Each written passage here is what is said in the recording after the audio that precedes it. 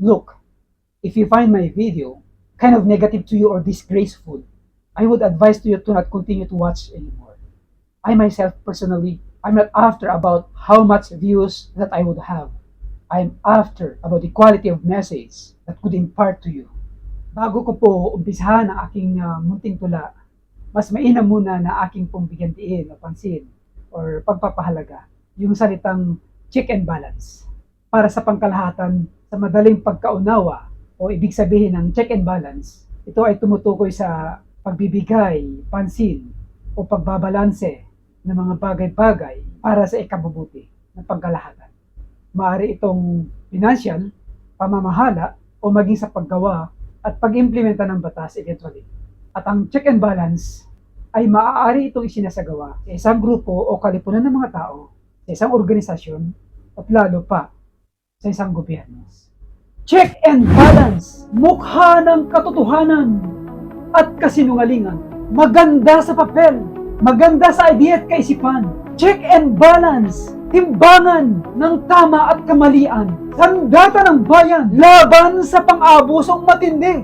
Proteksyon laban sa korupsyon at mga iba pang gawaing mali. Ngunit dalawa ang mukha nito. Isa'y para sa kabutihan ng bayan at ang isa'y para sa pansariling interes lamang. Kaunay tilabay pabor sa tao, ngunit sa loob, ihim na nakabaon ang sariling pakinabang lamang ito. Walang katapusang bangayan, batuhan ng dumi, palitan ng akusasyon ng kasamaan. Sino ang magnanakaw sa kaban ng bayan? At sino ang nagsasabi ng katotohanan? Ngunit sa larong ito, mas natatakpan ang katotohanan kaysa kasinungalingan. Mahirap tukuyin kung sino ang may kasalanan dahil kahit lantaran ng korupsyon na ginagawa, ang kasalanan ay tinatakpan ng magagarang pananalita. Narito ang mga nakakaraming politiko, putang inakala mong malinis, pa-English-English, formal na pananalita, ngunit sa loob, bulok na bulok ang laman pala. Sila ay nagpapanggap na walang sala, ngunit alam na alam nila mismo ang masasamang gawa. Ang pagsisinungaling bumaon hanggang buto, at ang pagnanakaw sa kaban ng bayan ay dinadaan sa formalidad kuno. Putang inang kakapal na mukha, bulok na bulok, pero nakabalot sa magagarang salita. Maging sa paggawa ng batas, tama sana may check and balance din. Ngunit dinadaan sa personalan. Kung hindi ka kaalyado, kahit magandang panukala, hindi usad, hindi kikilos, hindi na matutuloy pa. Kuno ang galit ang kapritsuhan, nagiging hadlang sa progreso ng bayan at ang taong bayay muli nalilito sa lalong personalan na tinatawag nilang check and balance kuno.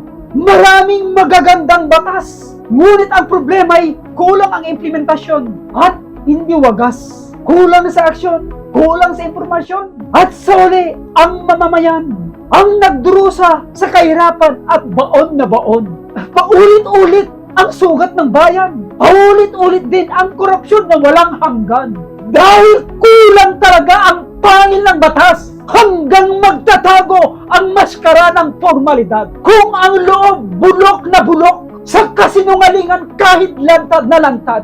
Sapat na, sobra na ang kasinungalingan, sobra na ang korupsyon, hindi laruan ang check and balance, at nasa tama sanang execution. Ito'y sandata ng bayan, hindi maskara ng mga buwayang putang inang ubod ng korupsyon.